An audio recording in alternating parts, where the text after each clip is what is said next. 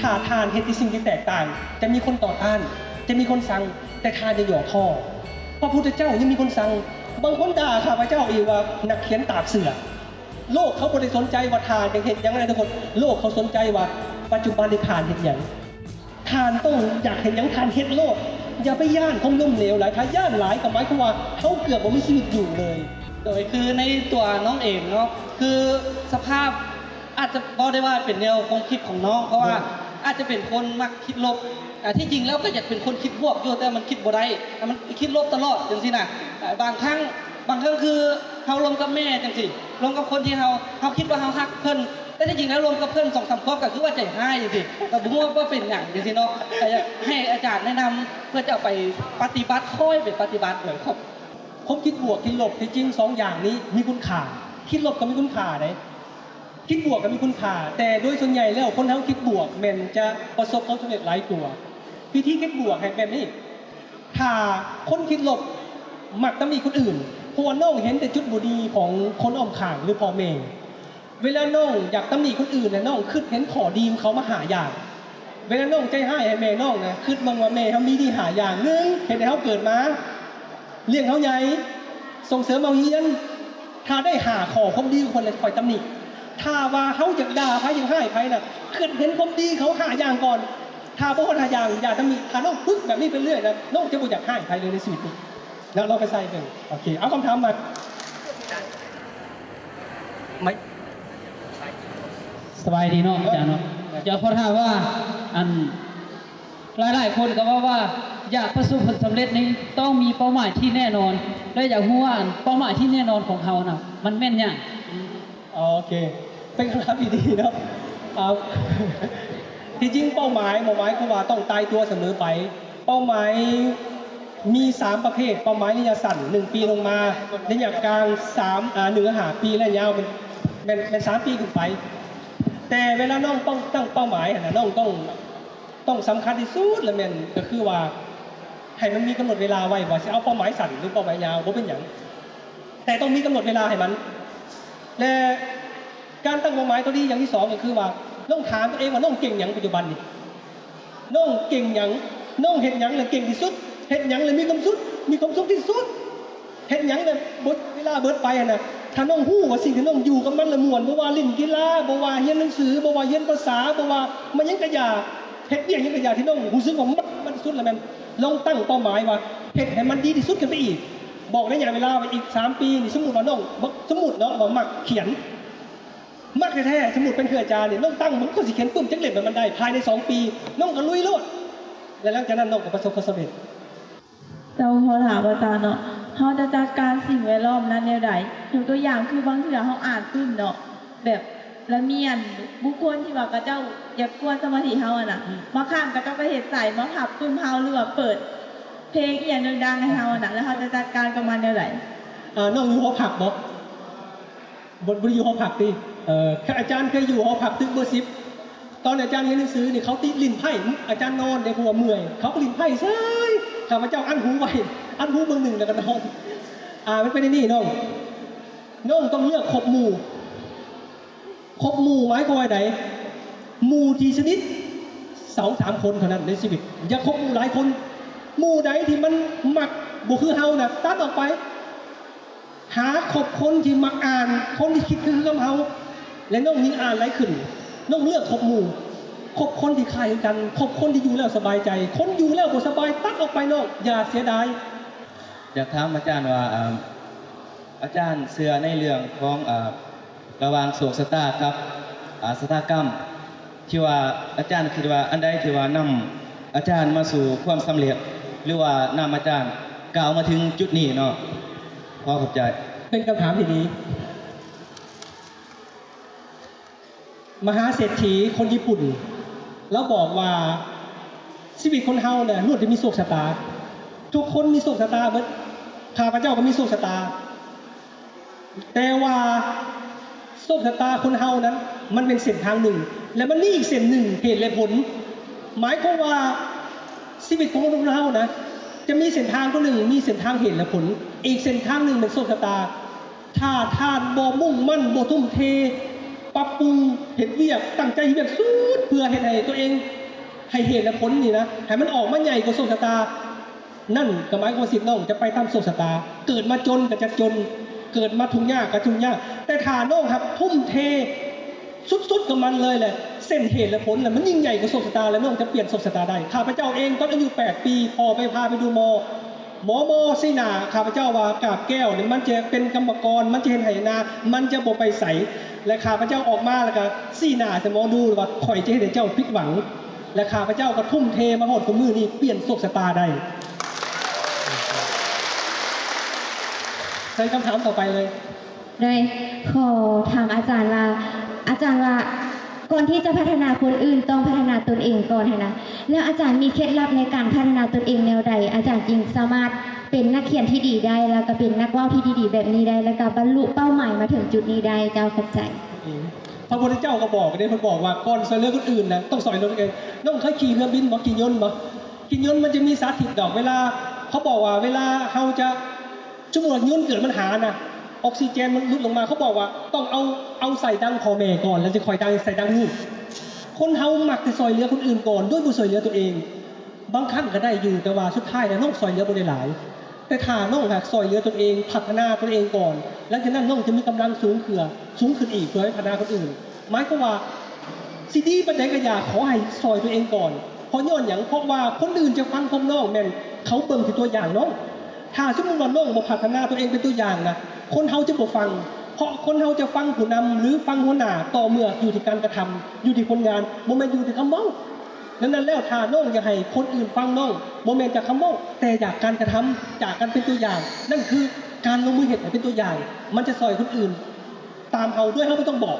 นั่นก็หมายความว่าการพัฒนาคนอื่นที่ดีที่สุดก็คือพัฒนาตัวเฮาเป็นแบบอย่างก่อนถูกมั้ยเชิญเลย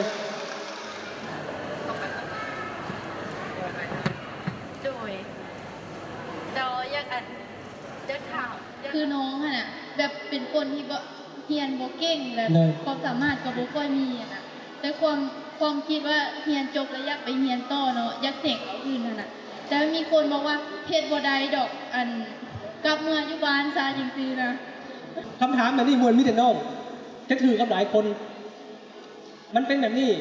ถ้าน้องอย่างหู้ว่าน้องตั้งเป้าหมายดีหรือบ่ดีให้ตั้งแบบนี้ถ้าเขาบอกว่าเขาเสร็จหยังแล้วมีหลายคนบอกว่าเฮ็ดบ่ได้ดอกอันนั้นเป็นเป้าหมายที่สุดยอดแต่ถ้าน้องบอกว่าอยากเฮ็ดนี่แต่คนบอกว่าเฮ็ดแม่ดีถ้าคนส่วนใหญ่บอกว่าเฮ็ดแม่ดีอย่าเฮ็ดอันนั้นเป้าหมายกระจอกถ้าเป้าหมายที่คนท่าว่าเฮ็ดบ่ได้ดอกยิ่งคนคัดค้านเท่าใดน่ะอันนั้นเป็นสุดยอดแห่งเป้าหมายที่ดีทั้งนี้นะเด้อทั้งนี้และข้าพเจ้าว่าสิเนาะในปรัชญาชีวิตของคนลาวเขาบอกว่าเงินคำของหาได้นำใจของหายากและปัจจุบันเนี่ยมาเป็นยุควัตถุที่เอากระแสเป็นกระแสนิยมของยุควัตถุจะเป็นการกินดองก็ดีจะเป็นการสู้เขาเอาขวัญก็ดีขึ้นเงินไม้เงินเก่าก็ดีและเขาไ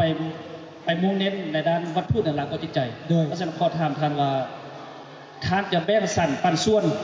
ในเรื่องวัตถุและจิตใจในยุคกระแสนิยมทางวัตถุนี่คือจังไดขอบใจหลายอาจารย์กระทรวงที่หนึ่งข้าพเจ้าเบิ่งหูปเงาละครพระพุทธเจ้าประมาณ11-13ม้วนเบิ่งเบิดเลยได้ตอน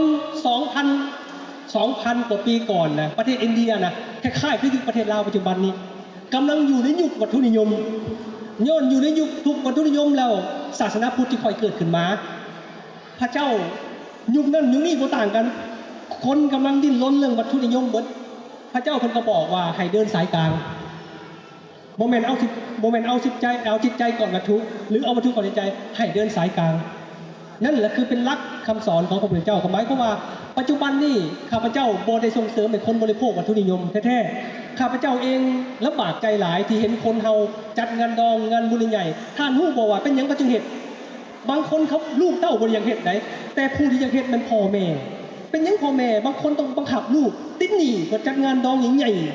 ๆบ่สนใจขอแต่ว่าให้หน้าตาข่อยย้อนหยังย้อนว่าเขาหิวโหยความเคารพเขาหิวโหยการยอมรับเขากำลังอยู่ในขั้นที่4ของมัสโลว์ต้องการให้คนอื่นนับถือข่อยก่อนข่อยตาย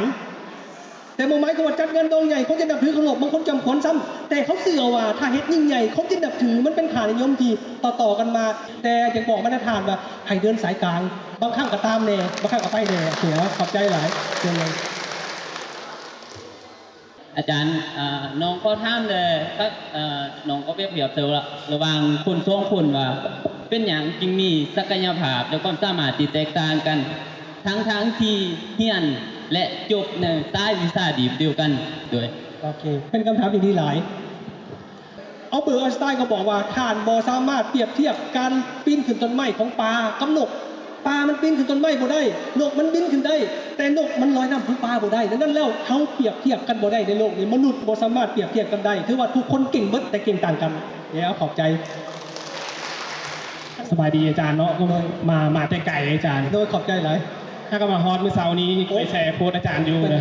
มาแต่ใส กรุงเทพอาจารย์มาเมื่อเช้านี้อาจารย์ ขอบใจมาต้มมือซ้ำเซ้ยนะครับ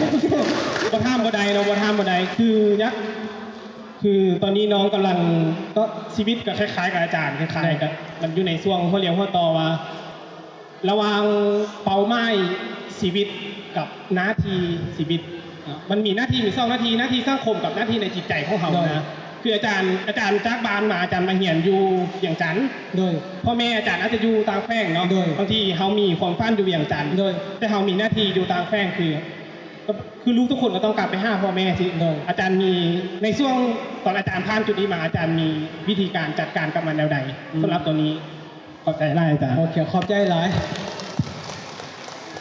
ข้าพเจ้าเองโทษพ่อแม่ได้ตอนยังน้อย ตอนทุกข์ตอนมาเฮียนอยู่นี่พ่อแม่บ่ส่งเงินมาได้แห้งโทษบ่มีเงินซื้อรถจักรขี่แห้งใจให้ข้าพเจ้ามักคิดได้ว่าพ่อแม่ทุกคนนี่ล้วนแต่จะให้ลูกประสบความสำเร็จแต่ว่าเพิ่นบ่สามารถเฮ็ดให้เฮาได้ เพิ่นให้ชีวิตเฮามันดีแล้ว กลับมาใส่ว่าเฮาสิตอบแทนบุญคุณเพิ่นแบบใดข้าพเจ้าคิดตอนนั้นข้าพเจ้าอยากแนะนำแบบนี้ พ่อแม่กับบริเฮียงห้องว่าน้องต้องกลับไปแล้วต้องเลี้ยงหรือว่าต้องตอบแทนมันทุกอย่าง ให้เฮาซอยตัวเองก่อนน้องคนเฮ็ดนี่สิอยากเฮ็ดพัฒนาเฮาเป็นจุดหนึ่งแต่กระบอกปะความช่วยเหลือของเพิ่นข้าพเจ้าฝากเงินให้พ่อแม่ทุกเดือนของมื้อนี้ข้าพเจ้าฝากทุกเดือนไหนทุกเดือนเฮาก็ฝากจะมั่งฝากได้ แต่ข้าพเจ้าจึงบอกว่าน้องเองอย่าไปจำเป็นแบบว่าพ่อแม่ต้องการหยังเฮาต้องเข้าไปอยู่หรือว่ากลับบ้านไปอยู่แล้วต้องเบิ่งแยงเพิ่นนั่นบ่จำเป็น น้องอยู่เวียงพี่น้องกระทุ่มเทพัฒนาตัวเองให้ประสบความสำเร็จพร้อมกันนั้นน้องก็ส่งเสริมเพิ่นซอยเพิ่นซ้ำซอยได้ และมื้อหนึ่งที่น้องมีกำลังแห้งแท้ๆนะประสบความสำเร็จแท้เลยเอาเพิ่นขึ้นมาอยู่เวียงน้องตอนนั้นจะดีกว่านะโอเคขอบใจเอาเลยให้ซุกแน่เพราะว่ามาแต่สัญญาน้องซุกมาแต่สัญญาหงสาขอบใจหลายเดินทางมาสปอร์ตตบมือให้มาหงสาเนี่ย ขอบใจกันนะขออนุญาตถามกันนะเนาะเขาจะมีวิธีการขายปมด้อยของตัวเองอยู่ได้เพื่อให้ชีวิตประสบความสำเร็จขอบใจกัน เป็นคำถามที่ดีหลาย คนเฮาทุกคนมีปมด้อย มีจุดอ่อนและมีจุดแข็งถ้าชีวิตเฮาหนะหากไปเน้นใส่แต่ปมด้อยเฮาจะทุกข์หลายที่สุดก็หมายความว่าในนี่น้องเองพยายามอย่าไปพัฒนาจุดด้อยตัวเอง และอย่าไปคิดถึงตัวเองบ่มีหยังให้คิดในสิ่งตัวเองมีน้องพยายามคิดใส่สิ่งตัวเองมีคิดแต่สิ่งตัวเองเก่งหลังจากนั้นมาแล้วพัฒนาในสิ่งที่เขาเก่งเพราะว่าเขาต้องเก่งคือกันเด็กถ้าน้องพัฒนาในสิ่งที่เก่ง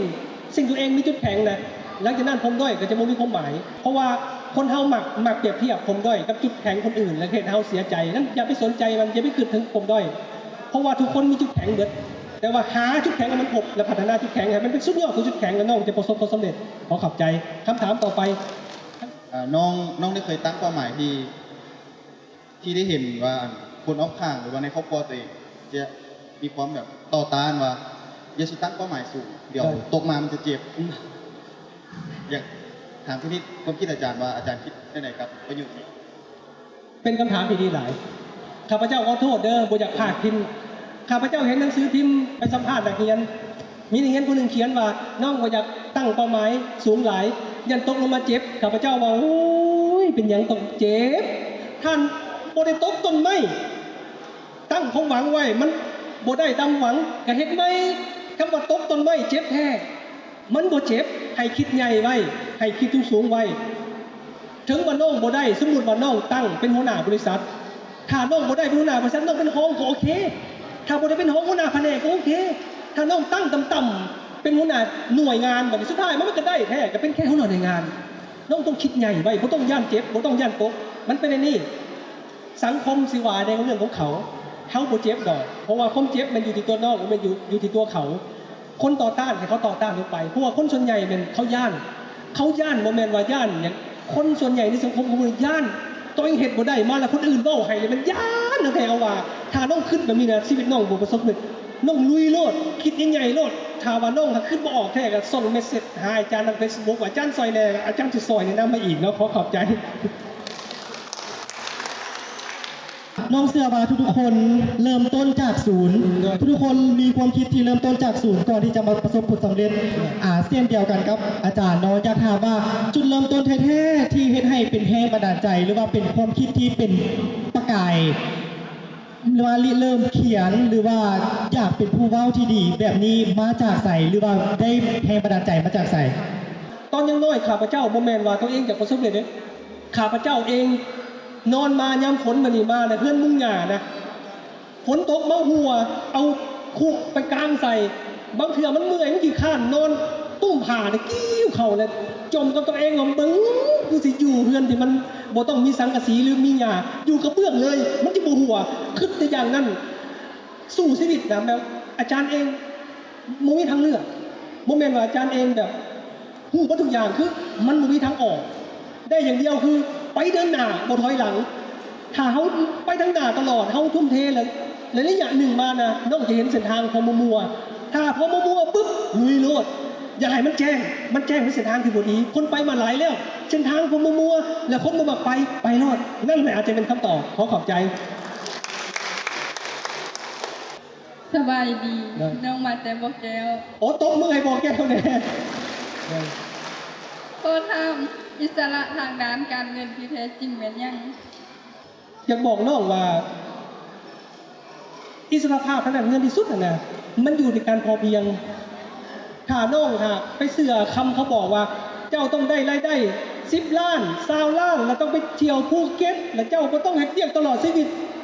ถ้าน้องเห็นแบบนี้น้องก็ยังอยากได้มันขึ้นไปอีก20 ล้าน30 ล้านสุดท้ายมันจะได้100 ล้าน1,000 ล้านถ้าน้องเน้นแบบนี้แต่ถ้าน้องพอเพียงรู้จักพอนะนั่นแหละคืออิสรภาพทางด้านการเงินเขาใส่ใจในสิ่งที่เขาให้มันใส่ใจหน่อยกว่าเขาหารายได้คืออาจารย์บอก3 ช่องทางพร้อมกันนั่นก็ให้มีรายได้2 ช่องทางสำคัญเหมือนกันบริหารรายจ่ายคือพอเพียงถ้าน้องรู้จักพอนั่นแหละคืออิสรภาพทางด้านการเงินขอบใจน้องมีคำถามหนึ่งมาถามอาจารย์คือน้องเห็นสไลด์ของอาจารย์ตัวนึงเมื่อกี้ว่าคนเฮาเกิดมาเพื่อใช้หนี้สังคมอยากให้อาจารย์อธิบายว่ามันใช้หนี้บนใดเนาะเฮ็ดอย่างใดเพื่อสังคมตะกี้ข้าพเจ้าบ่ฮู้ว่าประเทศลาวเป็นดีที่สุดหลังจากข้าพเจ้าไปประเทศอเมริกาไปประเทศญี่ปุ่นกลับมาแล้วข้าพเจ้าจึงบอกว่าประเทศลาวโดยเฉพาะข้าพเจ้าดีที่สุดจะตายอยู่ประเทศนี้และข้าพเจ้าบอกโลดว่าท่านต้องตอบแทนบุญคุณย้อนอย่างเพราะว่าท่านจะมีสิทธิเสรีภาพหลายกว่าอยู่ประเทศอื่น 100% แน่นอนถ้าอยู่ประเทศลาวและน้องต้องเข้าใจว่ายังมีหลายคนที่อพยพไปประเทศนั้นประเทศนี้เขาบ่มีสิทธิเสรีภาพเลยเฮาเองน่ะเพิ่นให้เฮาสิทธิ์เต็มร้อยอยู่นี่แล้วนะในเมื่อว่าเพิ่นให้เฮาสิทธิ์เต็มร้อยน้องมีสภาพวิธีน่ะนั่นคือบุญคุณที่ยิ่งใหญ่บ่มียุคใดประเทศลาวเจริญคือแบบนี้มีแต่ยุคนี้และน้องต้องเข้าใจว่าถ้าน้องอยากเป็นคนที่ปะตำนานไว้ในประเทศนี้นะน้องต้องตอบแทนบุญคุณให้ประเทศชาติเพราะว่าน้องบ่ต้องสนใจคนอื่นเฮ็ดได้ในประเทศน้องเองตัดสินใจตัวเองว่าน้องต้องเฮ็ดหยังบางอย่างเพื่อประเทศนี้เพราะมันเป็นสิทธิแผ่นดินน้องเกิดมาน้องควรตอบแทนเพราะว่าถ้ามื้อแผ่นดินนี่นะน้องอาจจะบ่เป็นคนลาวหรือคนต่างชาติน้องมีสิทธิ์ยังหมดอันนี้น้องมีสิทธิ์เต็มร้อยและ2มานะยุคนี้มันยุคดีที่สุดให้คนลาวให้มีทุกอย่างตอบแทนมันมีบุญคุณหลายเมื่อหนึ่งน้องไปเที่ยวต่างประเทศมาน้องจะกลับมาแล้วน้องจะคิดเพื่ออาจารย์ว่าประเทศลาวเป็นดีที่สุดให้พระแน่ขอเชิญพระ2นะครับถึงเบิดขออนุญาตถามท่านอาจารย์ว่าเขาจะใช้ชีวิตอย่างใดในทุกๆวันให้มีความสุขและก็ให้ประสบความสำเร็จในทุกมื้อเป็นคำถามดีๆอีกคำถามสุดท้ายเด้ออันนี้เป็นคำเว้าของเชคสเปียร์เป็นนักแสดงนักประพันธ์ที่ยิ่งใหญ่ของโลกก็ว่าได้แล้วบอกแบบนี้ อยู่ในปุ้มเล่มนี้แม่นเกือบหน้าสุดท้ายแล้วบอกว่าให้คิดเปรียบเสมือนว่ามื้อนี้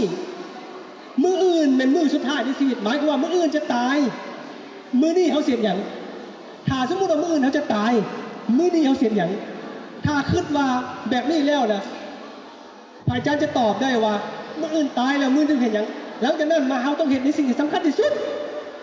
เห็นในสิ่งที่จำเป็นที่สุดเขาพยายามคิดแบบนี้ตลอดมันจะเห็นเขาเห็นทุกมื้อเป็นมื้อที่มีค่าเขาจะมีความสุขกับทุกมื้อเพราะว่าทุกเวลาทุกนาทีมีค่าตลอดย้อนอย่างเพราะเขาบอกว่ามื้ออื่นเขาจะมีชีวิตอยู่หรือเปล่าและเขาจะบอกคิดเสียดายยังเลยให้คิดแบบนี้แล้วมันจะมีความสุขที่สุดขอขอบใจอีกคำถามสุดท้ายเชิญเลย คือสมมุติว่าเขามีหมู่อยู่10คนเนาะแล้วในจำนวน10คนนั้นมีหมู่ผู้หนึ่งเป็นหมู่ที่บ่เข้ากับผู้อื่นเลย และในจำนวน8คนนั้นบ่มักหมู่ผู้นั้นเลย แล้วการที่เขาคิดแบบนั้นมันถูกบ่มันจะมีผลดีกับเขาบ่หรือว่าเขาต้องแก้ไขแนวใด โอเคน้องบ่ต้อง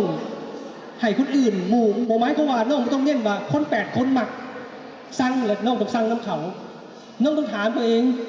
เพราะว่าคนที่แตกต่างหมู่บ่หมายความว่าเขาบ่ดีอาจารย์เองหมู่นี้หมู่หลายคนสั่งคือกันเวลาเขาโดดเด่นนะน้องอย่าให้คนอื่นหักเป็นไปบ่ได้ยิ่งโดดเด่นเท่าไหร่นะคนก็ยิ่งสั่งเท่านั้นแต่คนหักก็หลายขึ้นเท่านั้นคือกันนั้นอยากบอกน้องก็คือว่าอย่าไปตัดสินจากว่าคนส่วนใหญ่บ่มักน้องต้องถามตัวน้องเองถ้าน้องคิดว่าเราเห็นในสิ่งที่ถูกต้องนะแล้วน้องก็เป็นหมู่กับเราน้องก็ต้องสนใจคนอีก8คนเพราะว่านั่นเป็นสิ่งถูกต้องน้องเอาหัวใจว่าตัดสินคนบ่ต้องเอาคำเว้าหรือความคิดคนอื่นเพราะว่าเราบางครั้งก็ต้องการหมู่คือน้องถ้าน้องตัดเราไปอีกนะเราจะมีหมู่คู่ผู้ใดล่ะเราให้โดดเดี่ยวอย่าลืมเลยคนที่จะเห็นในสิ่งที่ยิ่งใหญ่นะล้วนจะเป็นคนที่แตกต่างคนที่เห็นสิ่งแตกต่างบ่มีดอกคนเห็นคือคนอื่นเลยเห็นสิ่งยิ่งใหญ่มันบ่มี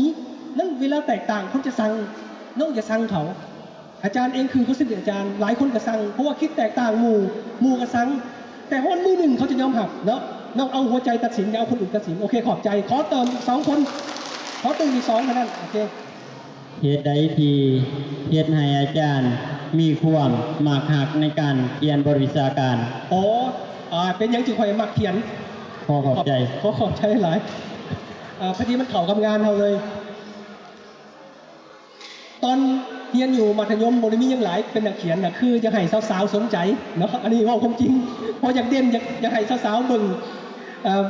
หลังจากนั้นก็ได้เห็นแล้วมันหมักแค่มันเป็นความบังเอิญที่แบบว่าเข้ากับบริเจตนาว่าตั้งหมักมันไปอ่านปึ้มเล็กที่สุดแล้วรู้สึกว่าเป็นแรงบันดาลใจกันเลยว่าโอ้การเป็นนักเขียนนี่มันเป็นอย่างนี้ชีวิตของนักเขียนนี่มีความหมายชีวิตทุกอาชีพมีความหมายเด้อเนาะแต่ว่านักเขียนก็มีความหมายอีกแบบหนึ่งข้าพเจ้าบอกกันนี่ว่าสิ่งที่ข้าพเจ้ายังเขียนอยู่คือนี่ข้าพเจ้าเขียนย้อนอย่างท่านรู้บอกว่าย้อนข้าพเจ้าอยากบอกตัวเองหลายอย่างในชีวิตข้าพเจ้าบอกตัวเองบ่ได้แต่เวลาเขียนในปึ้มแล้วนะตัวเองเขียนเองนะตัวเองตัวเห็นได้แต่ตัวเองเห็นได้ตัวเองจะอายเลยมันเป็นการบังคับให้ข้าพเจ้ามีชีวิตอยู่ในทางที่ดีเพราะว่าข้าพเจ้าบางอย่างบ่ดีในนี่ในอดีตข้าพเจ้าหลายอย่างก็บ่ดีเป็นคนที่หลายอย่างบ่อยากเว้าถึงแต่ว่าเมื่อเขียนปึ้มแล้วนี่เมื่อเจ้าเขียนเลยเนี่ยเจ้าต้องเห็นตาม